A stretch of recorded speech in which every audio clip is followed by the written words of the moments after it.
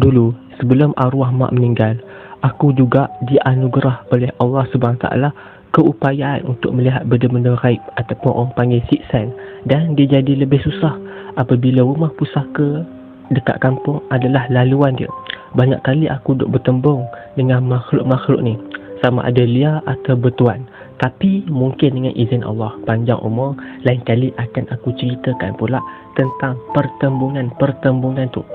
Kali ni cerita aku berkisar tentang jiran belakang rumah yang membela. Membela apa? Yang pasti bukan kucing, ayam atau kambing.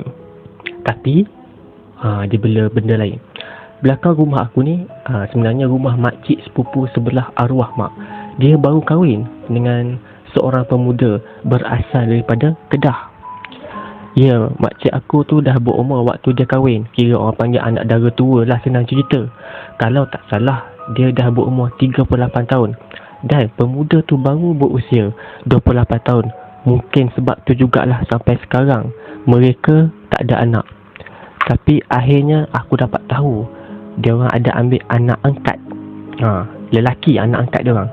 Cerita yang aku nak cerita ni sebelum dia ambil anak angkat tu. Seingat aku, hari tu hari Jumaat. Waktu tu aku sedang cuti sains.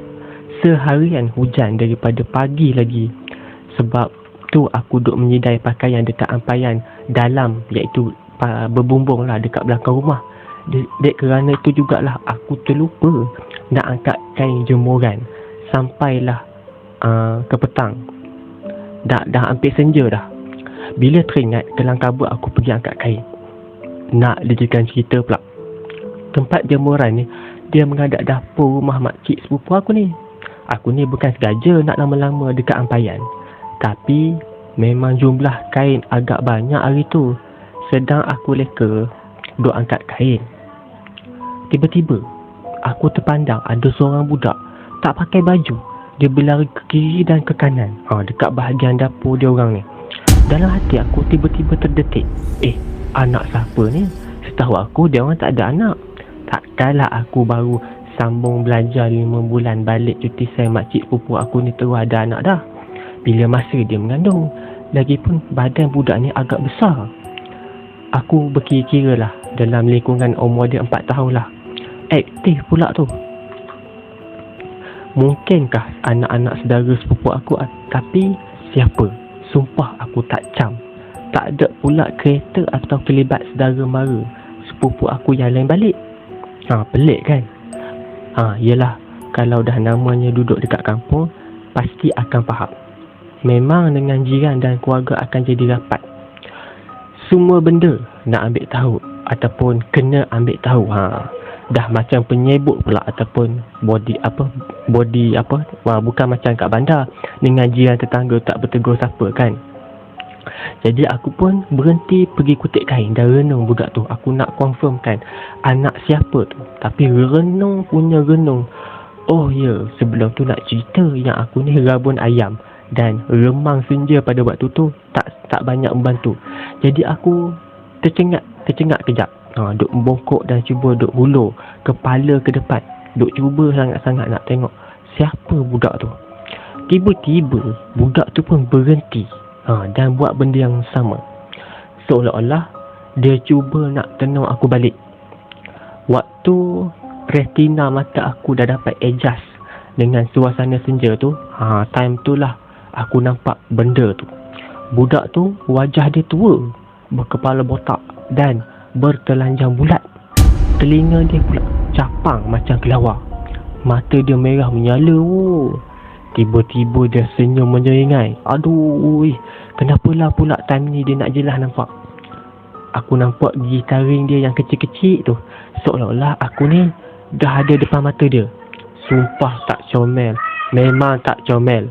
Jarak dapur kami taklah jauh. Lebih kurang dalam 40 ke 50 meter je. Tapi penuh dengan pokok buah dan ubi. Lepas tu pula dipisahkan dengan pagar kawat. Jadi sempatlah aku menyumpah waktu tengok nota kuliah lecturer. Tak nak pula jelas macam ni. Aku ni Aku boleh gosok-gosok mata dan cuba renung lagi pula. Mana tahu aku salah tengok ke apa. Sekali aku toleh, budak tu dah tak ada dah kat tempat dia. Dia dah gaib. Dah masuk ke rumah lah kot. Aku fikirlah. Tiba-tiba pokok manggis betul-betul depan tempat jemuran tu bergegar macam ada orang ataupun monyet yang tengah panjat. Habis daun-daun muda gugur. Sumpah aku dengar bunyi mengekek, ketawa.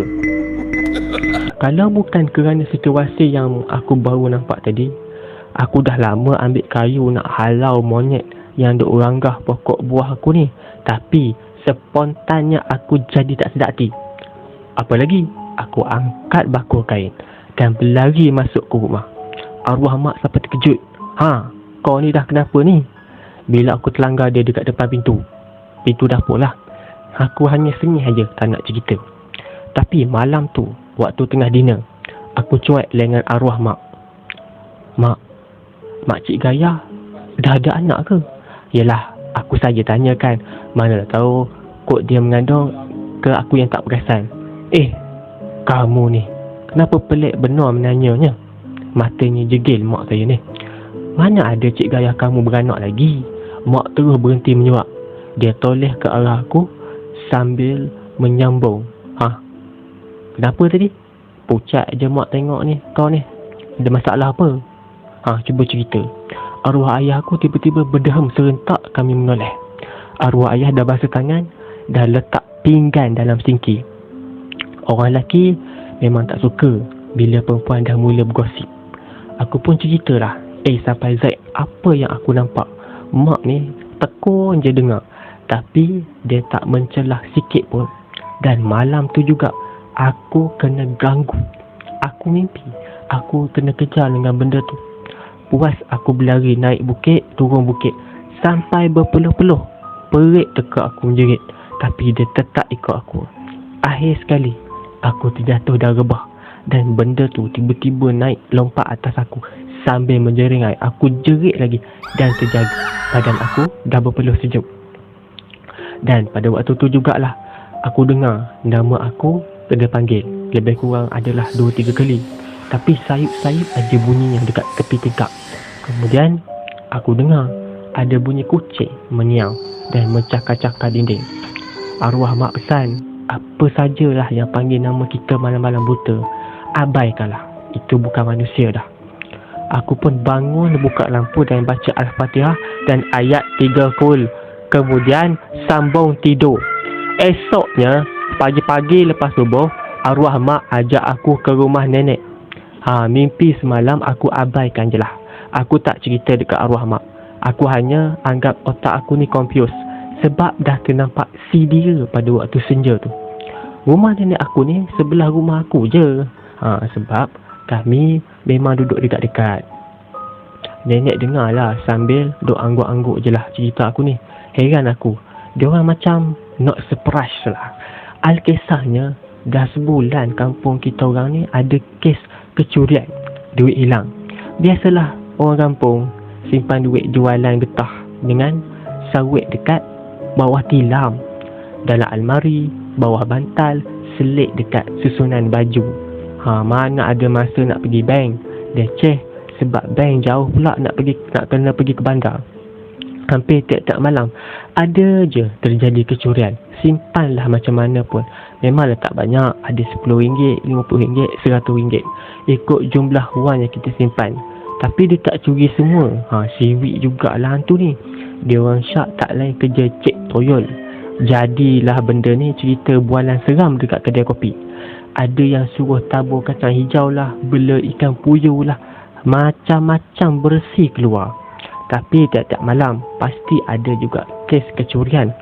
Yang pelik dia, mungkin kebetulan semua ni bermula lepas pakcik aku, iaitu suami makcik sepupu aku ni, mula menetap dekat kampung lepas berkahwin dengan makcik aku. Dia ni kabarnya merantau daripada Kedah dan jumpa jodoh dengan makcik aku. Kabarnya lagi, dia ni duda, tak ada anak. Jadi bercakaplah, dia orang berdua beranak. Nenek aku ni bidan kampung, jadi dia tahulah sikit-sikit tentang pantang larang orang membela ni. Sumpahan toyo ni, kata dia, ialah dia akan mencuri duit untuk tuan dia ni sampai bila-bila. Tapi akan berhenti bila tuan dia ada rumah beratapkan emas. Toyol ni pula sebenarnya pujaan tuannya ke atas darah dagingnya sendiri. Diasap dan salaikan jasad anaknya yang dah meninggal sampai mengecut dan kecil. Lepas tu dia puja sampailah jasad tu kembali hidup dan mampu berubah menjadi kucing. Dah tentu ritual tu penuh dengan pemujaan syaitan. Wallahu alam. Itu cerita nenek aku. Lepas dengar cerita nenek aku tu, aku dah tak masuk campur lagi dah. Selang seminggu lepas kes aku ternampak toyol tu, gempa kisah makcik aku ni hilang laki bini tengah malam. Time ni cuti sama aku 2 minggu, jadi sempatlah terlibat. Rumah diorang hampir kosong dengan cerita pindah pada malam hari nak balik Kedah nak jaga ayah si laki ni katanya. Itu pun mak pak makcik aku ni yang cakap, tapi aku rasa diorang pun saja reka cerita nak selindungkan anak dia. Pelik, kenapa pula pindah secara rushing kan?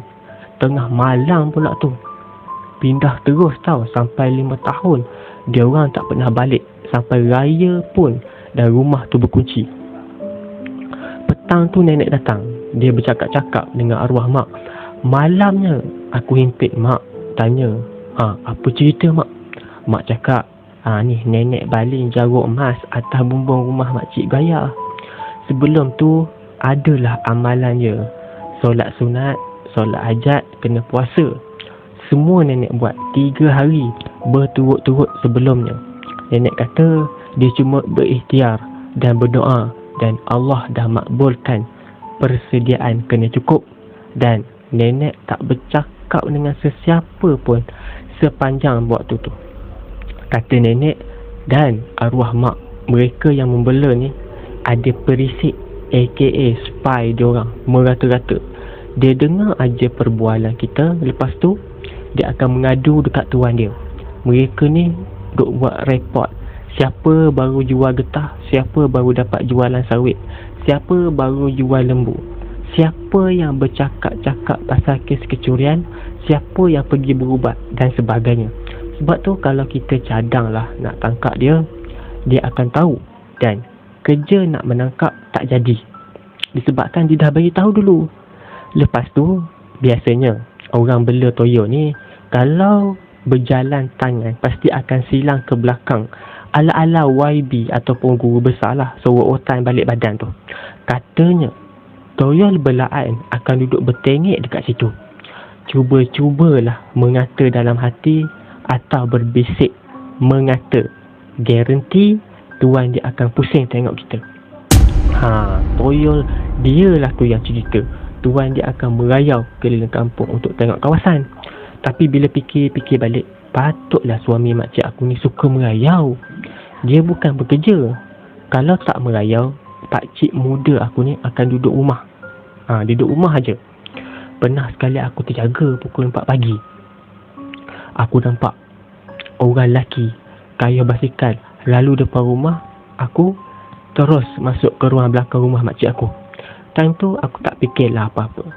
Mungkin dia baru balik menoreh getah kot, ataupun mungkinlah. Tapi arwah mak kata memang dia ni tak ada kerja. Makcik aku pula kerja kilang batu bata je. Tapi yang peliknya boleh pakai kereta. Agak mewah juga kereta tu. Tapi tak adalah susah. Arwah mak cakap kita sekarang ni ikhtiar, bukan menganiaya mereka.